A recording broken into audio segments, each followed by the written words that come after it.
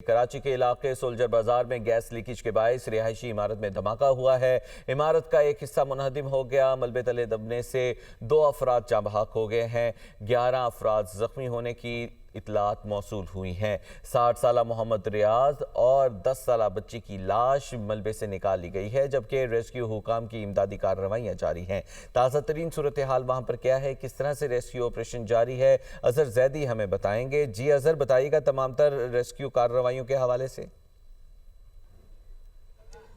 جی بالکل، میں اس وقت سولجر بازار میں موجود ہوں، جہاں اب سے کچھ دیر قبل جو ہے افسوسناک واقعہ جو ہے وہ پیش آیا ہے، اور اس افسوسناک واقعے کے اندر جو ہے عمارت جو ہے وہ منہدم ہو گئی، جس کے اندر متعدد افراد جو ہے اس وقت بھی ملبے تلے دبے ہوئے ہیں۔ ملبے سے جو ہے تقریباً 11 افراد کو جو ہے زخمی حالت میں نکال کر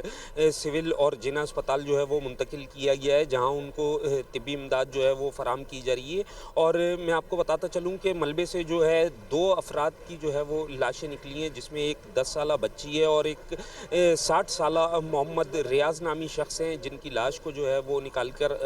ضابطے کی کارروائی کے لیے اسپتال منتقل کیا گیا ہے۔ عینی شاہدین کے مطابق جو ہے فیملی جو ہے سحری کے لیے اٹھی، اور سحری بنانے کے لیے جیسے ہی ماچس کی تیلی جلائی ہے، اسی دوران جو ہے اچانک زوردار دھماکہ ہوا، جس کے نتیجے میں جو ہے پہلے چھت کا ایک حصہ منہدم ہوا، اس کے بعد جو ہے پوری عمارت جو ہے وہ منہدم ہو گئی، جس کے باعث جو ہے متعدد افراد جو ہے وہ ملبے تلے دب گئے۔ اور میں آپ کو بتاتا چلوں کہ یہاں پر ریسکیو آپریشن کے اندر جو ہے کافی زیادہ دشواری کا سامنا کرنا پڑ رہا ہے، کیونکہ گنجان آباد علاقہ ہے اور تنگ گلیاں ہیں۔ تنگ گلیاں ہونے کے باعث جو ہے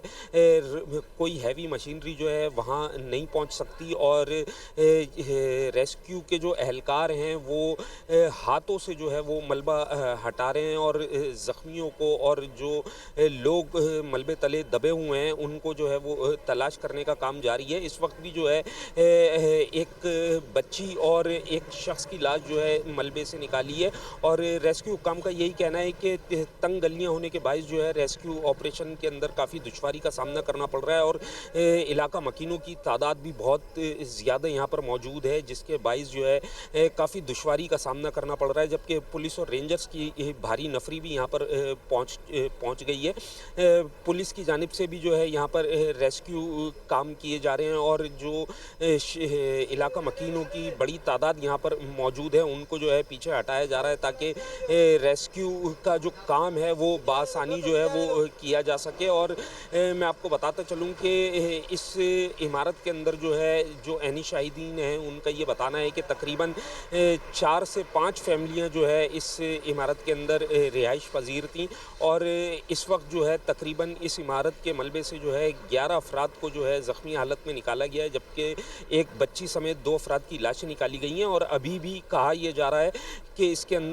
عمارت کے ملبے تلے جو ہے متعدد افراد جو ہے دبے ہوئے ہیں، جن کی تلاش کا کام جاری ہے، اور کا کام اس جاری ہے۔ تلاش بہت شکریہ، آپ ہمیں تفصیلات سے آگاہ کر رہے تھے اظہر۔